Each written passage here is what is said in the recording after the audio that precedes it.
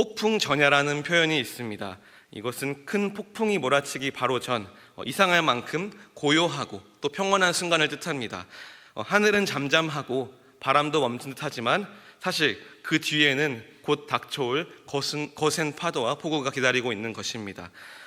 오늘 본문에서 보여지는 그 요셉의 모습이 바로 그런 것 같습니다. 모든 것이 평안하고 다 형통해 보입니다. 요셉은 애굽의 경호대장 보디발의 집에 들어가서 인정받고 모든 것을 위임받는 그러한 위치에 서게 되었습니다. 이 정면만 보면 마치 요셉의 길이 이제 잘 풀리는 것처럼 보입니다. 하지만 우리는 알고 있습니다. 이 바로 뒤에는 고난이 닥쳐온다는 것을요. 이 38장에서는 잠시 요셉의 이야기에서 벗어나서 유다와 다말의 사건이 기록됩니다.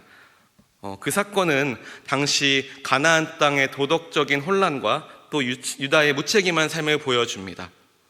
그러나 이 39장에서 다시 요셉의 이야기가 이어지면서 하나님 앞에서 이 신실함을 지키는 사람이 어떠한 열매를 맺는지를 보여줍니다. 앞서 37장에서 이 요셉은 형들의 시기와 그 미움으로 인해서 구덩이에 버려지고 또 결국은 이방 땅 애굽에 팔려가게 되었습니다. 이것이 사람들의 눈에는 비극처럼 보였을 수 있습니다. 그러나 우리는 이 모든 사건이 이 하나님의 섭리 가운데 이루어졌다는 것을 알고 있습니다. 그리고 이제 39장에서 요셉은 그 애굽 땅에서 보디발의 집에 들어가게 되었습니다. 노예의 신분이었지만 하나님의 인도하심은 그곳에서도 멈추지 않았습니다. 하나님은 그 낮은 자리에서도 이 요셉과 함께 하시며 그의 삶을 형통하게 이끄셨습니다. 오늘 이 말씀을 같이 보면서 하나님께서 그의 삶을 어떻게 이끄셨는지를 함께 살펴보려고 합니다. 첫 번째로 요셉은 하나님이 함께 하셨기에 형통했습니다. 우리 1절 다시 함께 읽겠습니다. 요셉이 이끌려 애굽에 내려가매 바로의 신하 친위대장 애굽 사람 보디발이 그를 그리로 데려간 이스마엘 사람의 손에서 요셉을 산이라. 이 요셉의 다음 장면은 그 어떠한 익숙함도 찾아볼 수 없는 곳에서 시작되었습니다. 그가 도착한 곳은 낯선 땅, 낯선 문화, 낯선 사람들, 그리고 무엇보다 낯선 신분이었습니다. 이제 그는 아버지 야곱의 사랑받는 그러한 아들이 아니라 이방 나라의 이 노예라는 신분으로 살아가야만 했습니다.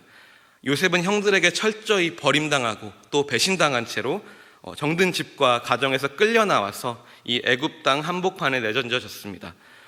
그가 팔려 들어간 것은 이 왕의 친위대장, 즉 실질적으로는 애굽의 군사와 또 경호를 책임지는 최고 권력자 중 한 사람인 보디발의 집에 들어가게 되었습니다.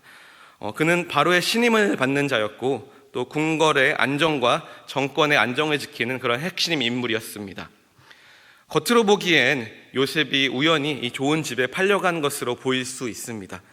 그러나 성경은 그 사건을 단순히 팔려간 사건으로 설명하지 않습니다. 믿음의 눈으로 보면 이것은 철저하게 하나님의 손에 의해 계획된 것이었습니다. 형들은 요셉을 미워했고 또 상인들은 돈을 보고 요셉을 그를 취했고 또 보디발은 단지 유능한 종을 얻었을 뿐이었지만 이 하나님은 그 모든 사건들을 짜맞추셔서 요셉을 정확히 그 집으로 또 그 사람 밑으로 인도하신 것입니다. 하지만 당시 요셉의 마음속에서는 그 어떤 하나님의 계획도 또 어떠한 신비한 섭리도 느껴지지 않았을 것입니다.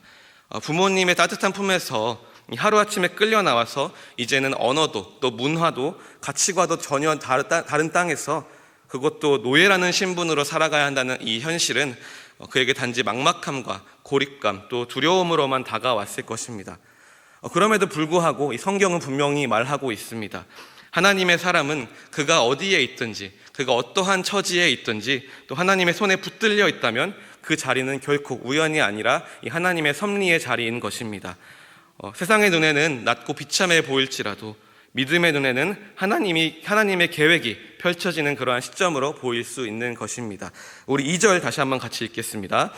여호와께서 요셉과 함께 하심으로 그가 형통한 자가 되어 그의 주인 애굽 사람의 집에 있으니, 이 한 구절은 요셉의 삶 전체를 요약하는 그러한 핵심 문장입니다. 요셉이 형통한 이유는 이 상황이 좋아서도 누군가의 도움을 받아서도 또 그의 능력이 탁월해서도 아니었습니다. 바로 여호와께서 함께 하셨기 때문입니다. 이 성경이 말하는 형통은 외적인 성공을 먼저 말하지 않습니다. 이 하나님께서 함께 하심으로 주어지는 내면의 안정감, 또 그리고 삶 전체를 붙드시는 은혜입니다. 형통이라는 단어는 히브리어로 전진하다, 또 뚫고 나아가다라는 뜻을 담고 있습니다. 즉 앞이 막혀 있어도 하나님께서 함께 하시면 이 돌파가 일어나고 길이 열리게 되는 것이죠. 요셉은 종이었습니다. 그러나 하나님께서 함께 하시니 정체된 인생이 아니라 믿음으로 계속 앞으로 나아가는 인생이 되었습니다. 하나님은 요셉이 거기서 멈춰 있게 하지 않으셨습니다. 여기서 중요한 사실은 이것입니다. 요셉이 형통한 자가 되었기에 하나님께서 함께 하신 것이 아닙니다. 하나님이 함께 하셨기에 이 요셉이 형통한 자가 된 것입니다. 이것은 우리에게도 매우 중요한 기준이 됩니다. 내가 하는 일이 잘 풀리느냐가 형통의 기준이 아닙니다. 하나님이 나와 동행하는가, 또 내가 하나님과 함께 동행하고 있는가, 그것이 진짜 형통의 기준입니다. 우리 3절 다시 함께 읽겠습니다. 그의 주인이 여호와께서 그와 함께 하심을 보며 또 여호와께서 그의 범사에 형통하게 하심을 보았더라. 이 하나님의 임재는 이 요셉 자신만 아는 것이 아니라 그를 지켜보던 보디발조차도 알아차릴 정도로 분명하게 드러났습니다. 요셉은 말로 전도한 것이 아니었습니다. 그의 일하는 태도, 일하는 방식, 정직함, 또 진실함, 그리고 하나님을 향한 믿음을 통해서 삶을 통하여서 하나님의 임재를 보여준 것이었습니다. 보디발은 하나님을 모르는 그러한 애굽 사람입니다. 하지만 그는 요셉이 특별하다는 것을, 또 그리고 그 뒤에 어떠한 특별한 존재의 손길이 있었다는 것을 느낄 수밖에 없었습니다. 우리의 삶도 종종 요셉과도 같습니다. 계획한 대로 일이 되지 않고 예상치 못한 곳에 떨어질 때가 있습니다. 그러나 질문은 우리가 어떤 상황에 있는가가 아닙니다. 바로 우리가 할 질문은 지금 이 자리에서 우리는 하나님과 동행하고 있는가입니다. 하나님이 함께 하시면 이 노예의 자리도 형통의 자리가 되는 줄 믿습니다. 사람의 눈에는 하찮고 초라해 보여도 하나님의 눈에는 귀한 일터가 되는 것입니다. 이 형편이 좋지 않다고 실패한 인생이 아닙니다. 하나님과 함께하는 사람은 그 어떤 자리에 있어도 형통한 사람인 줄 믿습니다. 요셉이 형통했던 이유는 단 하나였습니다. 바로 하나님께서 함께 하셨기 때문입니다. 그것이 노예라는 현실을 돌파하게 하였고 또 낯선 땅에서 이 존중받는 사람으로 세워지게 하였습니다. 그리고 요셉의 삶은 이 하나님과 함께하는, 하나님과 동행하는 자의 형통이 어떻게 다른지를 보여주고 있습니다. 그래서 우리는 동일한 질문을 던져야 하는 것입니다. 나는 지금 하나님과 함께 걷고 있는가? 그 동행 속에 참된 형통이 있는 줄 믿습니다. 두 번째로, 하나님과 동행하는 삶은 이 주변 사람들에게도 이것이 드러나게 되어 있습니다. 우리 4절 다시 한번 읽겠습니다. 요셉이 그의 주인에게 은혜를 입어 섬김에 그가 요셉을 가정 총무로 삼고 자기의 소유를 다 그의 손에 위탁하니. 요셉은 단순하게 이 명령을 받는 그러한 종이 아니었습니다. 그는 자기에게 주어진 일을 정직하게, 성실하게, 충성되게 해서 감당했습니다. 이 억울한 상황이지만 이것 가운데 분노하거나 또 불평하지 않았습니다. 또 이 상황 가운데서 자기 연민에 빠지지 않았습니다. 자신의 자리에서 이 주인을 위해서 최선을 다했습니다. 그 삶을 통해서 요셉은 이 주인의 전적인 신뢰를 얻게 되었습니다. 보디발은 이 가정의 모든 소유를 요셉에게 맡기게 되었습니다. 말 그대로 이 전권을 위임한 것이었습니다. 이것은 매우 이례적인 일이었습니다. 한 외국인 노예에게 이 정도로 맡긴다는 것은 당시 애굽 사회에서는 상상하기 힘든 일이었기 때문입니다. 그만큼 요셉의 삶에는 이 뚜렷한 차별점이 있었습니다. 그의 성실함과 태도만으로는 설명할 수 없는 이 하나님의 임재가 그의 삶에서 분명하게 드러났기 때문입니다. 보디발은 그것을 보았고 또 요셉이라는 한 사람의 삶을 통해서 자신도 알지 못했던 이 하나님을 인식하게 된 것입니다. 우리 5절 함께 읽겠습니다. 그가 요셉에게 자기의 집과 그의 모든 소유물을 주관하게 한 때부터 여호와께서 요셉을 위하여 그 애굽 사람의 집에 복을 내리심에 여호와의 복이 그의 집과 밭에 있는 모든 소유에 미친지라. 하나님께서 이 요셉 한 사람 때문에 이방인의 집에 복을 내리셨다고 말씀하십니다. 요셉은 종이었습니다. 그러나 그를 통해서 이 보디발의 집이 복을 받았습니다.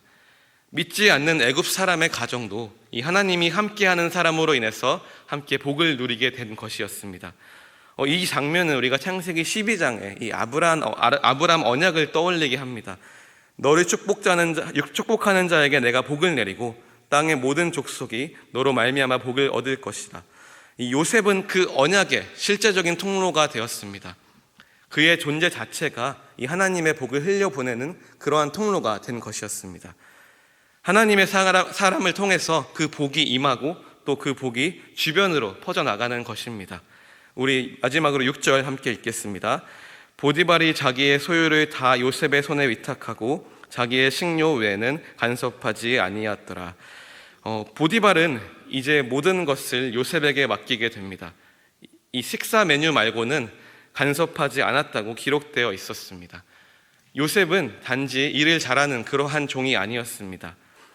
그의 삶 전체에는 하나님의 동행하심이 나타났었고 또 그 삶을 통해서 이 주인의 마음이 움직인 것이었습니다.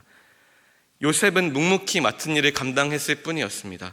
그러나 그 안에 이 믿음과 또 정직함, 겸손과 그 섬김의 태도가 하나님의 영광을 드러나는 삶이 되었습니다. 요셉은 어떠한 말도 하지 않았지만 그의 존재 자체가 하나님을 증거하는 삶이 되었습니다. 요셉은 종이었지만 그의 삶을 통해서 하나님이 어떤 분이신지를 사람들이 보게 되었습니다. 하나님과 함께하는 삶은 그 사람의 말뿐 아니라 그 사람의 태도와 또 일상 속에서 나타나게 되어 있습니다. 그래서 우리는 이런 질문을 해보아야 합니다. 믿지 않은 가족이 나를 통해서 하나님의 평안을 경험하고 있는가? 또 직장 동료가 나의 성실함 속에서 믿음을 보고 있는가? 내가 속한 공동체가 또 나로 인해서 더욱더 건강하여지고 있는가? 이 요셉처럼 하나님과 동행하며 이 맡겨진 자리를 감당할 때에 그 삶이 복음이 되고 또 그 삶이 증거가 될 줄 믿습니다. 하나님은 오늘도 그런 사람을 통해서 이 주변을 변화시키고 계십니다.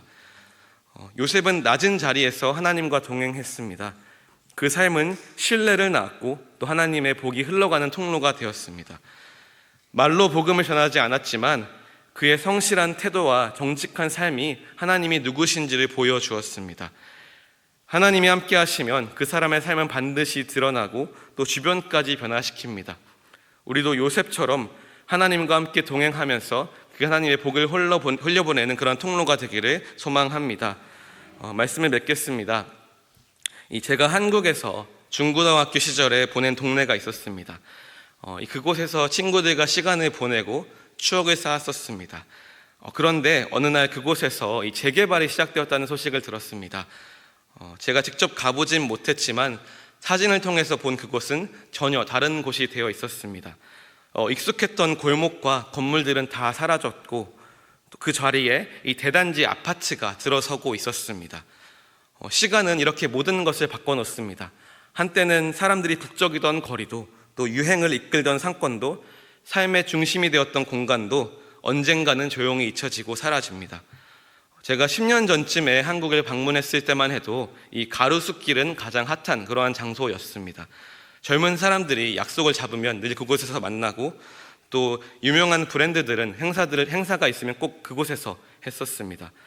하지만 지금은 그곳에 공실이 가득하고 사람들은 더 이상 그곳을 찾지 않습니다. 이제는 다른 곳으로 사람들이 모이고 있습니다.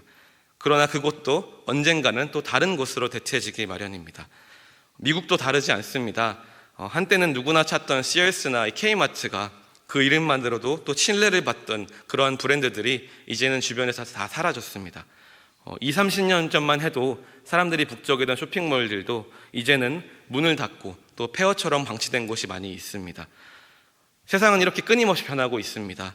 우리가 삶의 기반이라고 믿었던 곳도 결코 영원하지 않습니다. 사랑하는 성도 여러분, 그런데 우리가 꼭 기억해야 할 것이 있습니다. 세상은 흔들리지만 하나님은 변하지 않으십니다. 하나님은 어제나 오늘이나 영원토록 동일하신 분입니다. 이 요셉이 형통했던 이유는 환경이 좋아서도 이 상황이 유리해서도 아니었습니다. 그가 하나님과 함께했기 때문이었습니다. 오늘 우리가 의지해야 할 분도 바로 이 하나님이신 줄 믿습니다. 눈에 보이는 것들이 아무리 크고 안정되어 보여도 그것들은 시간이 지나면 반드시 흔들리게 되어 있습니다. 영원히 흔들리지 않는 그 하나님께 소망을 두는 저와 여러분들 되시기를 주님의 이름으로 축원합니다. 그 하나님을 의지하며 동행할 때 참된 형통을 경험할 줄 믿습니다.